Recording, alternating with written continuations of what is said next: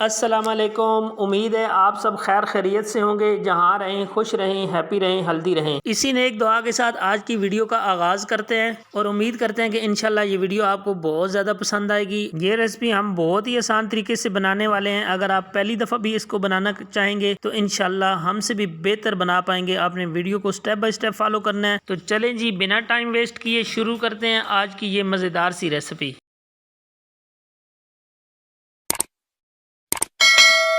बिस्मिल्लाहिर्रहमानिर्रहीम। सबसे पहले पानी लेंगे एक पैन में। पानी आप अपनी मर्ज़ी से ले सकते हैं, कम ज़्यादा। 1 टीस्पून नमक इसमें शामिल करेंगे।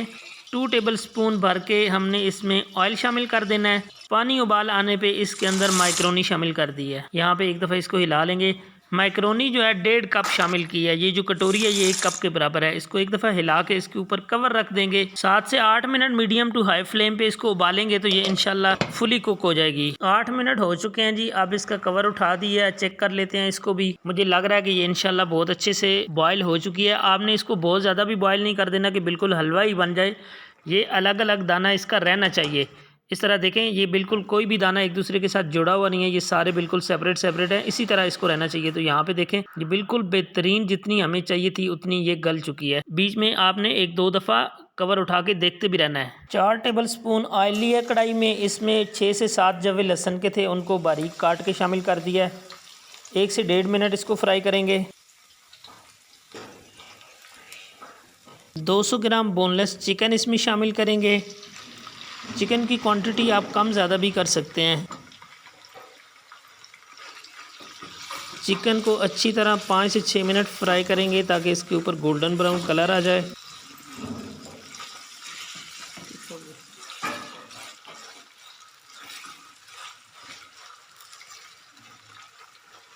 लहसुन की वजह से फ्राई होते हुए चिकन का कलर वाइट हो चुका है। मज़ीद इसको फ्राई करेंगे ताकि इसके ऊपर गोल्डन कलर आए।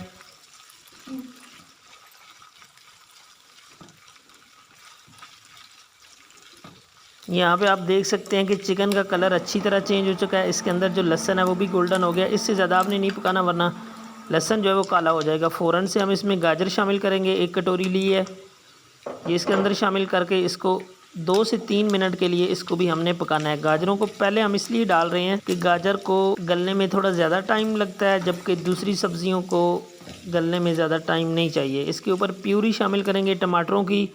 2 अदद टमाटर थे छोटे साइज़ के, ये इसके ऊपर प्यूरी बना के शामिल कर दी है। प्यूरी को हमने पकाना है 1-2 मिनट के लिए। पकाएंगे तो ये भी इंशाल्लाह पक जाएगी। इसका कच्चापन लाजमी दूर करना होता है। इस तरह आपने नहीं छोड़ना, इसको पका के इसका कच्चापन दूर करना है। यहाँ पे आप देख सकते हैं कितनी बेहतरीन गाजरें भी जो हैं वो भी हमारी गल चुकी हैं और प्यूरी भी जो है वो अच्छी तरह पक चुकी है।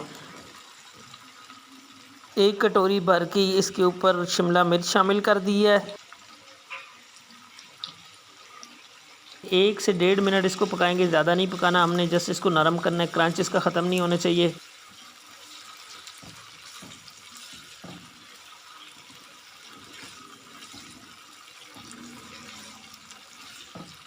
चलें जी, शिमला मिर्च को भी 1 से 1.5 मिनट पका लिया। अब इसके ऊपर हम शामिल करेंगे बंद गोभी कटी हुई है।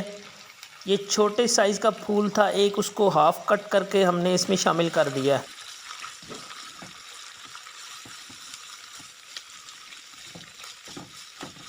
तो इसको भी हमने 2 मिनट के लिए पकाना है, उससे ज़्यादा इसको भी नहीं पकाएंगे।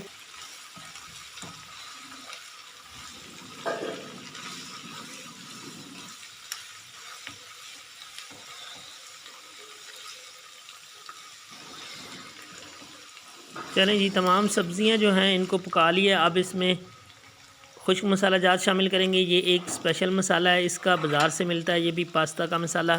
ये इसमें 1.5 टीस्पून शामिल करेंगे। 1 टीस्पून भर के हमने शामिल किया और 1 हाफ़ नमक 1/2 टीस्पून इसमें शामिल किया है। मैक्रोनी का सबसे ज़रूरी मसाला जो है वो 1/2 टीस्पून काली मिर्च इसके ऊपर शामिल कर दी है। इसमें कोई धनिया पाउडर, हल्दी पाउडर, दूसरे तीसरे ज़ीरा, साबुत ज़ीरा, इस तरह का कोई मसाला भी इसके अंदर नहीं जाएगा। इन मसालों को 1 से 2 मिनट के लिए पका लेंगे। ज़्यादा देर इन मसालों को भी नहीं पकाना।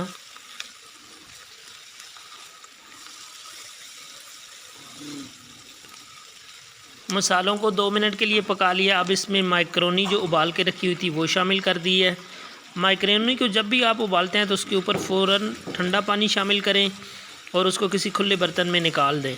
तो इंशाल्लाह माइक्रोनी जो है वो आपकी एक दूसरे के साथ भी नहीं चिपकेगी और बहुत ही ज़बरदस्त बनकर तैयार होगी। तो यहाँ पे सारी चीज़ों को अच्छी तरह मिक्स कर देते हैं।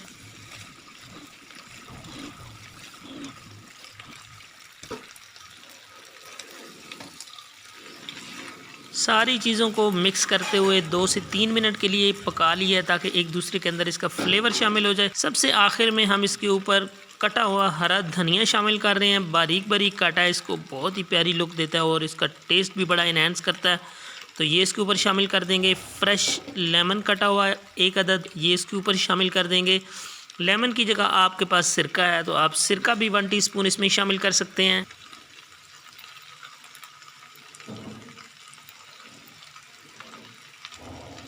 यहाँ पे आपके पास अगर किसी भी तरह के सॉसेज हैं, चिल्ली सॉस, सोया सॉस, वो भी आप इसके ऊपर शामिल कर सकते हैं। केचप है, आप केचप भी इसके ऊपर शामिल कर सकते हैं।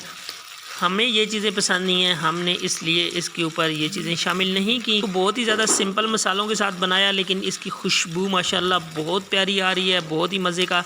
इन सारी चीज़ों को हमने दोबारा से अच्छी तरह मिक्स किया है। आज की ये हमारी रेसिपी बनकर रेडी है। आप जिस तरह चाहें आप इसको इंजॉय कर सकते हैं। आप इसको अलग से भी इस्तेमाल कर सकते हैं खाने में, आप इसको पराठे के साथ भी इस्तेमाल कर सकते हैं, चपाती के साथ भी आप इसको खा सकते हैं, जैसे चाहे आप इसको खा सकते हैं। और बच्चों को तो ये बहुत ही ज़्यादा पसंद आने वाली है। आज की वीडियो का तमाम तरीका आपसे शेयर किया गया, आपको कैसा लगा आपने अपना फीडबैक कमेंट्स की सूरत में देना है और हमारे चैनल को लाजमी सब्सक्राइब करना है। जिन लोगों ने ऑलरेडी सब्सक्राइब किया हुआ है उनके हम बहुत ज़्यादा शुक्रगुजार हैं। यहाँ पे फाइनल डिश आउट भी करके आपको दिखा देते हैं कि इसकी फ़ाइनल लुक कैसे लगती है।